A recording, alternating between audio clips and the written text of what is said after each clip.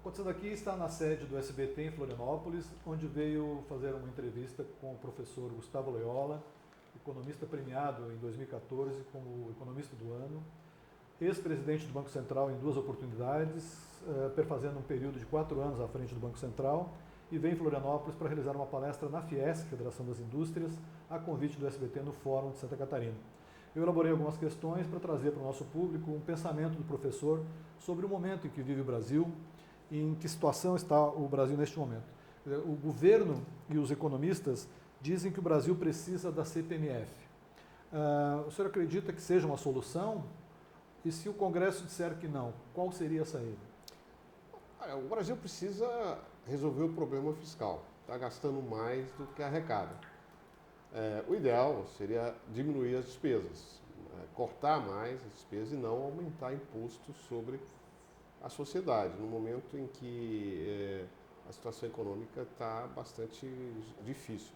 CPMF é um imposto muito ruim, é um imposto em cascata, é um imposto que foi rejeitado pelo Congresso no passado.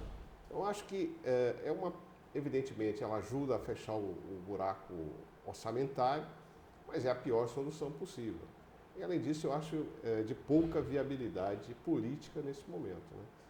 O ideal seria que o governo buscasse outras maneiras de fechar essa falta de recursos que existe. E onde que seria o corte que o senhor acha que deveria ser feito e que ainda não está nem perto de se fazer e a crise está por aí comendo todo mundo?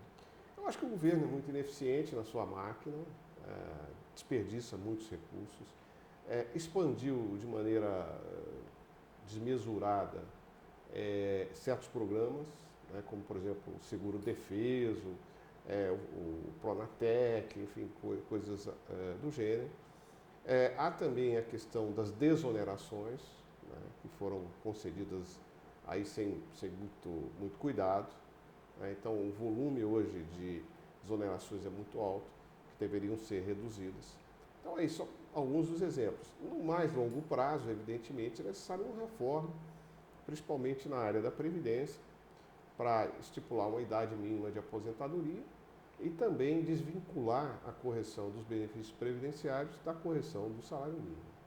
O senhor acredita que há solução a curto e médio prazo no custo Brasil, que é a grande reclamação dos empresários de qualquer tamanho no Brasil hoje?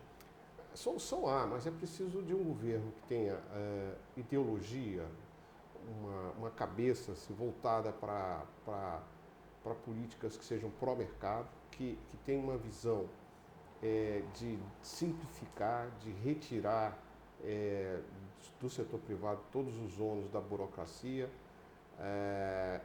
um governo que seja comprometido com reformas nas esferas trabalhista, na esfera tributária principalmente. Então, assim, é preciso de ter governos proativos com políticas públicas adequadas.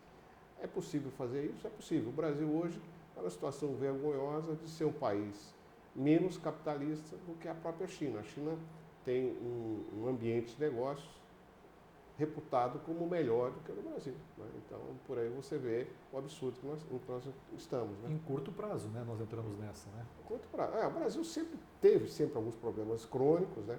Mas eles se agravaram muito a partir dos governos petistas. No governo Fernando Henrique houve alguns avanços, mas muitos desses avanços foram perdidos. O senhor hoje na Fiesc certamente vai ser questionado pelos empresários sobre a recessão. Até quando ela perdura, na sua opinião? Olha, infelizmente a recessão é uma recessão longa, ela deve perdurar até o ano que vem. É o pior período recessivo no Brasil desde os anos 30, mas, acho que você pode dizer isso sem nenhum exagero. E é uma recessão que tem características muito severas, porque ela vem num momento em que, associada a uma crise política, em que o governo não mostra capacidade política de ajustar a economia rapidamente, o governo não mostra capacidade de reverter as expectativas de empresários e consumidores. Então, assim, é uma situação em que os remédios que estão sendo dados pelo governo para a crise, que geralmente estão na direção certa, porque eu acho que a vinda do Joaquim Levy para o Ministério da Fazenda melhorou a qualidade da política econômica, mas são remédios que estão sendo ministrados em doses muito baixas, com muita turbulência política e tal.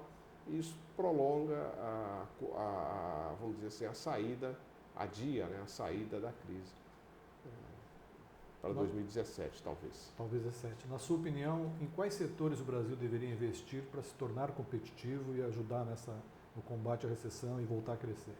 Eu acho que existem, não digo setores, mas existem três políticas que eu acho que são fundamentais para o crescimento. A primeira é a questão da educação. A médio prazo, longo prazo, o crescimento econômico tem a ver com o capital humano, com a educação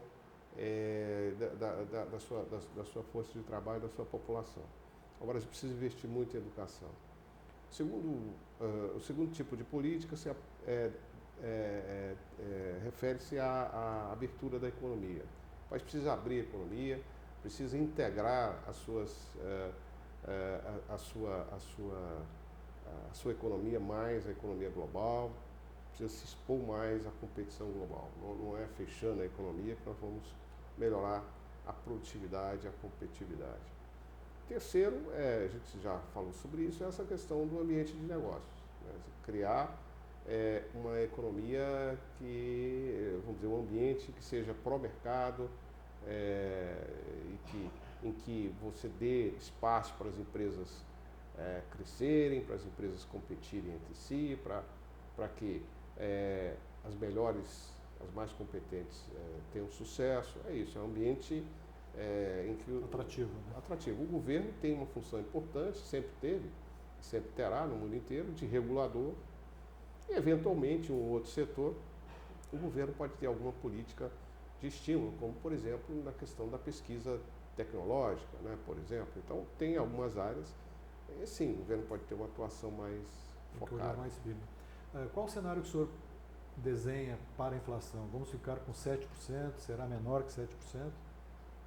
A inflação para 2016 será menor que 2015. 2015 a inflação fica em 10%.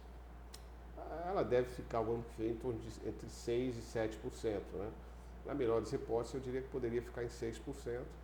Ainda a inflação forte, mas pode apontar para uma redução da inflação ainda maior em 2017. Quem sabe 2017 a gente chegue na meta de 4,5%. Né?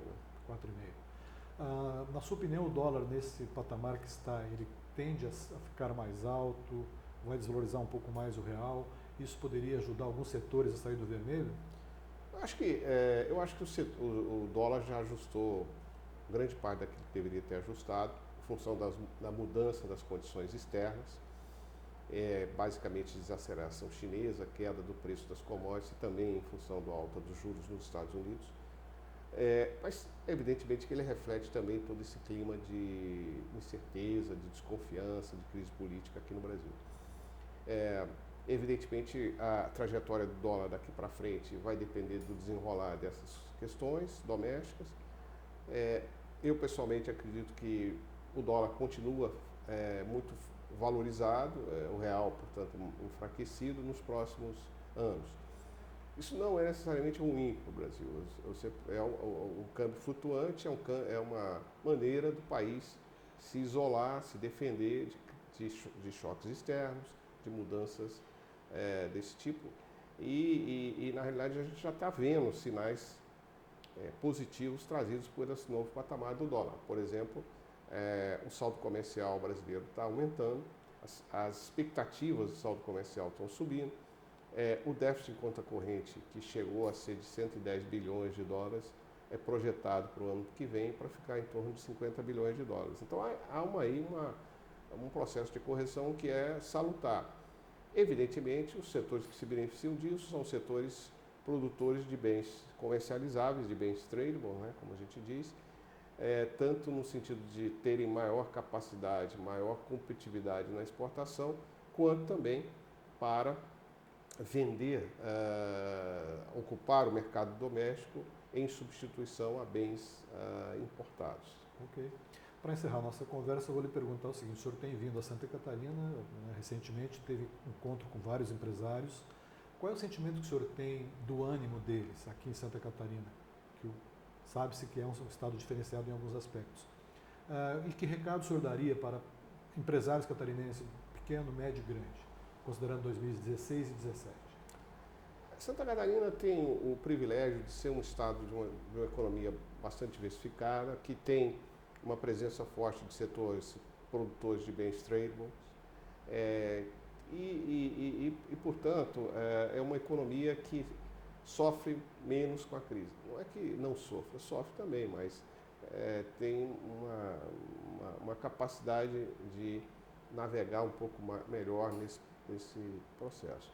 Eu diria que, de maneira geral, o empresário catarinense reflete um pouco o que está acontecendo no Brasil, um certo desânimo, e principalmente, não é desânimo, é uma certa incerteza. Eu acho que os empresários não estão desanimados, eles estão até querendo, vamos dizer, crescer e tal, mas eles estão meio confusos em relação ao futuro. Existe uma grande neblina cobrindo aí a visão deles, né, de uma maneira geral.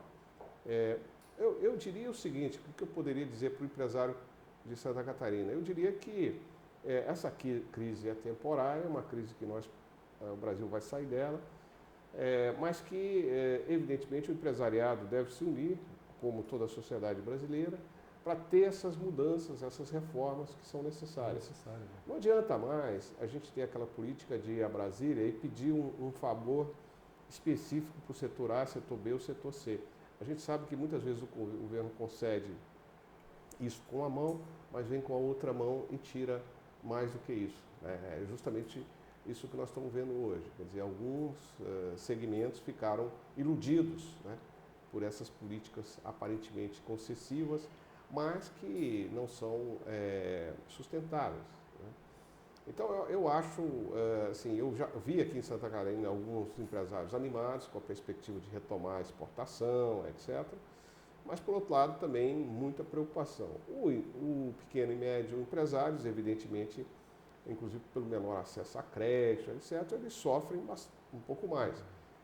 Acho que tem que ser conservadores no sentido de evitar esses riscos, mas não se desanimar. Eu acho que, como eu disse, eu acho que há uma perspectiva de recuperação. O Brasil continua tendo uma economia, uma base econômica forte, e que, passados esses efeitos negativos de anos e anos de más políticas econômicas, ele pode voltar a crescer.